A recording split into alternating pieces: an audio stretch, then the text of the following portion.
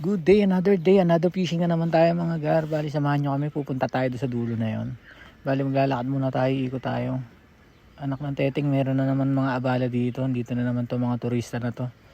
Bali nung nakaraan, ganun din ang ginawa nito mga to. Nagpipishing kami guys, tapos sila naninisid. Hindi lumalayo yung mga isda. At dito nga guys, ay maghahagis na tayo. Dito nga medyo naiilang tayong humagis kasi may tao doon sa likodan natin. At ayun nga, upo muna tayo dito guys. Antayin natin.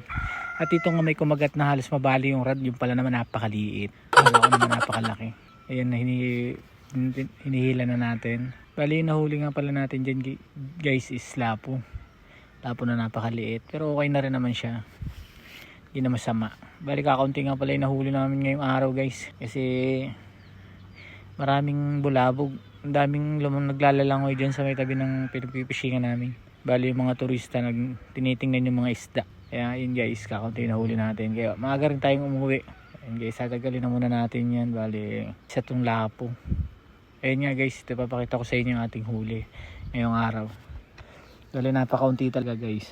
Kasi nung nakaraang mga pagpipishing natin napakarami.